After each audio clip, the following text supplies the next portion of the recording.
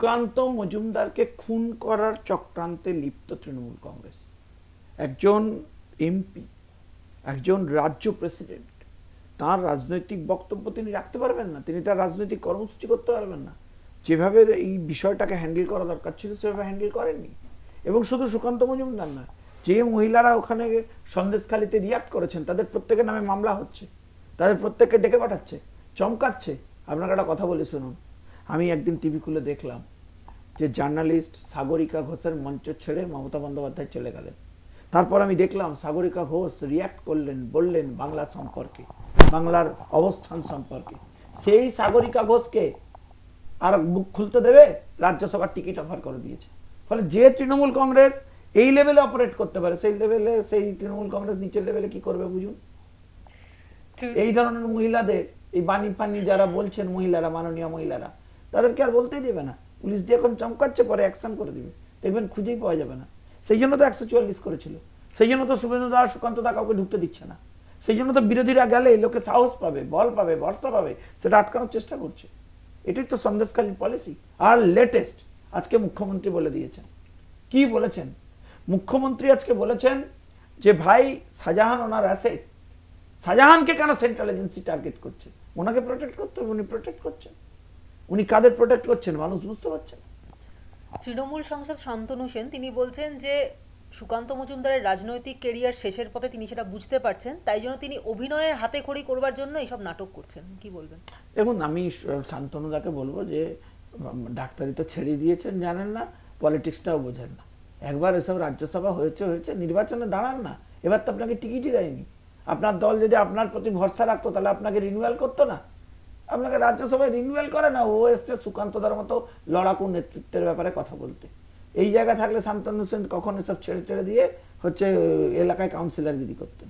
তৃণমূল মুখপাত্র কুণাল ঘোষ তিনি বলছেন যে ওনার যে ডক্টর সুকান্ত মজুমদার, তার অভ্যাস নেই এরকমভাবে আন্দোলন করার, এবং তিনি লাফ দিয়ে ওই জন্য গাড়ির ছাদে উঠে পড়লেন এবং সেখানে গিয়ে অজ্ঞান হয়ে শুয়ে পড়লেন। আসলে তার পক্ষে দেখুন, অভ্যাসের কথা না বলাই ভালো। তাহলে ওনার যে ধরনের বিষয়ে অভ্যেস আছে সেসব নিয়ে আলোচনা করতে হয়। আমি আশা করব যে উনি সুকান্ত বাবুর রাজনৈতিক ক্যারিয়ারের অভ্যেস নিয়ে ফার্দার আর আলোচনা করবেন না। যদি করেন তাহলে উনি যেসব বিষয়ে অভ্যস্ত সেসব নিয়ে আমরা আলোচনা শুরু করব, সেটা ওনার পক্ষে সুখকর হবে না। সন্দেশখালির প্রসঙ্গ নিয়ে যে মিথ্যাচার করা হচ্ছে এমন কথা বলছে তৃণমূল, এবং তাদের প্রশ্ন হচ্ছে তাহলে নিরাপদ সর্দার কেন চুপ করে রয়েছে, তিনি কেন কিছু বললেন না এতদিন, এত কিছু ঘটনা ঘটে যাওয়ার পর? সে তার ব্যাপার আর তাদের সিপিএম এর ব্যাপার। আমি কি বলবো? সিপিএম কে তারা যদি সাক্ষী মানে, এখন চোরে চোরে মাসতো তো ভাই, তা তারা তাদের কি বলবে সে ব্যাপারে আমাদের কি বক্তব্য? সন্দেশখালি চোখ খুলে দিয়েছে, প্রকাশ্যে নিয়ে এসেছে ফ্যাক্ট। উত্তর দিতে পারলে দিন, নাহলে বাড়ি চলে যান। সন্দেশখালির তথ্য নিয়ে নাকি মিথ্যাচার করা হচ্ছে এবং কোনো রকম ধর্ষণের ঘটনা ঘটেনি এমন কথা পুলিশ বলছে। ছেড়ে দিন না, যেতে দিন না, বিরোধীদের পৌঁছতে দিন। পুলিশের উপর কোনো ভরসাই নেই, লোক পুলিশে কোনো কমপ্লেনই করবে না, হাইকোর্টে মামলা ফাইল হবে, অপেক্ষা করো। অশোকনগরের তৃণমূল বিধায়ক নারায়ণ গোস্বামী তিনি বলছেন যে সন্দেশখালিতে যারা যে মানে নারায়ণবাবু যে কথা বলেছেন, তারা গায়ের রং নিয়ে প্রশ্ন তুলেছেন। নারায়ণবাবু যে কথা বলেছেন এটা ক্রিমিনাল অফেন্স। ওনার বিরুদ্ধে লিগ্যাল প্রসেস অন করা উচিত রাজ্য সরকারের। এটা মহিলাদের রং নিয়ে বা এই ধরনের বিষয় নিয়ে কথা বলা, এটা তৃণমূল কংগ্রেসের কালচার। এর আগে রাষ্ট্রপতি সম্পর্কে বলেছিলেন অখিলগিরি, এখনো তাকে মন্ত্রী করে রেখেছেন।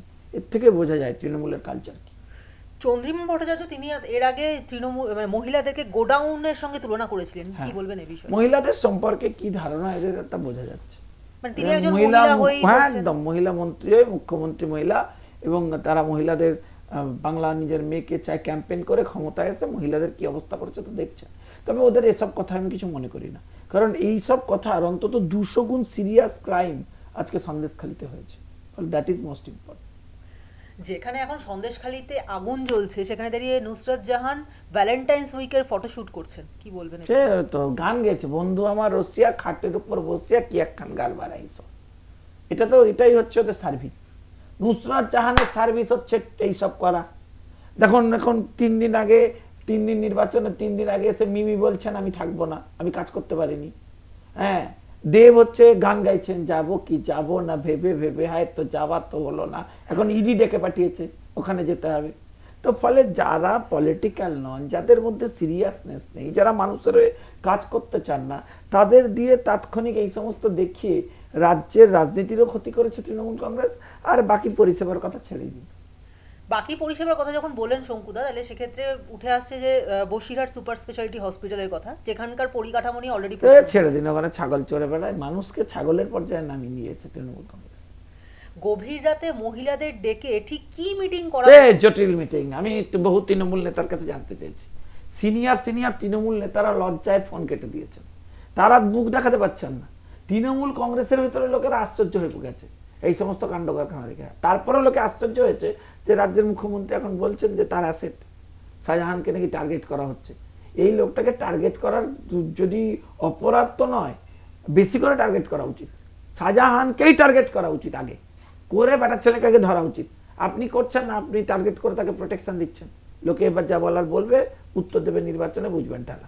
যেখানে শিবু হাজরাকে পুলিশ ধরতে পারছে না, সেখানে সেই শিবু হাজরাকে একটা মানে বেশ নাম করা সংবাদ মাধ্যম তারা ধরে ফেললো, এবং সেখানেই শিবু হাজরা বলছে যে মিটিং করা হতো এবং সেখানে জোর করে কাউকে নিয়ে আসা হতো না, কিন্তু এটা পুরোপুরি রাজনৈতিক মিটিং। কি বলবেন? না না, আমরা তো জানি তো সব। শিবু হাজরা সাক্ষী আমাকে এখন মানতে হবে। শিবু হাজরা কি বলছে সেটা নিয়ে আলোচনা করতে হবে। সে সংবাদ মাধ্যমের কাছে শিবু হাজরা প্রধান বিবেচ্য বিষয় হয়, আমাদের কাছে তৈরি হয়।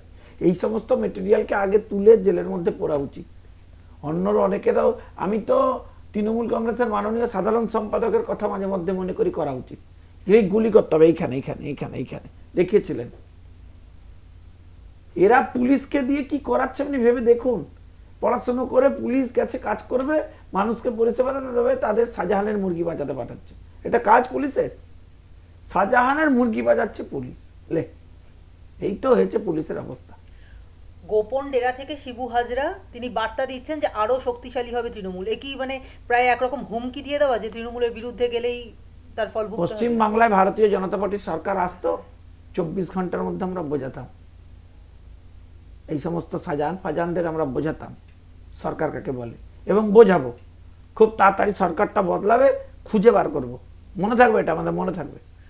লোকসভা ভোটে আমাদের রাজ্যের জন্য 920 কোম্পানি কেন্দ্রীয় বাহিনী আসছে, এবং সারা ভারতের মধ্যে সবচেয়ে বেশি কেন্দ্রীয় বাহিনী থাকছে বাংলাতেই। বাংলার অবস্থা কতটা খারাপ হলে আমি রাজ্যপালকে জিজ্ঞেস করবো আর কতদিন রাখবেন সরকারটাকে। এটা তো প্রমাণিত হলো যে এখানকার প্রশাসন রাখাই উচিত না। আমরা তো কোর্টে গিয়ে মামলা করা উচিত। আমরা ইলেকশন কমিশনের নোটিফিকেশন হলে বলবো যে ইমিডিয়েটলি পুলিশকে আর অ্যাডমিনিস্ট্রেশনকে শিফট করা উচিত। যেমন কেন্দ্রীয় বাহিনী নিয়ে আসছেন, তেমন নির্বাচনী ব্যবস্থায় কাউন্টিংয়েও অন্য বাইরের অফিসার দিতে হবে। এখানকার বিডিও, এসডিও, ডিএমকে দিয়ে কাউন্টিং করা যাবে না, তাহলে 2021-এর মতো লুটে নেবে। নির্বাচনের নোটিফিকেশন হলেই ইলেকশন কমিশনে ডেপুটেশন দেবো, বলবো কাউন্টিং আর ইয়েতে সব বাইরের অফিসার আনতে হবে অন্য স্টেটের। কুণাল ঘোষ বলছেন যে শুভেন্দুকে গাছে বেঁধে রাখা। আবার কুণাল ঘোষ, আপনার কোনো কাজ নেই নাকি? কি আর বিশ্বের লোক নাই তাকে নিয়ে কথা বলতে পারবো না? সবার সোডিয়াম পটাশিয়াম এসব ঠিক থাকে না। জেলের মধ্যে মহিলারা কি করে অন্তঃসত্ত্বা হয়ে যাচ্ছে? খুবই কঠিন ব্যাপার। পশ্চিমবাংলার জেলে মহিলারা অন্তঃসত্ত্বা হয়ে যাচ্ছে, তার উত্তর সরকার দিতে পারছে না। কারণ মহিলাদের সম্পর্কে কি এদের ধারণা তা স্পষ্ট হচ্ছে। আপনি ভাবুন, কেন্দ্রের একটা প্রকল্প ছিল বেটি বাঁচাও বেটি পড়াও, সেটাকে নকল করে এরা করলো কন্যাশ্রী।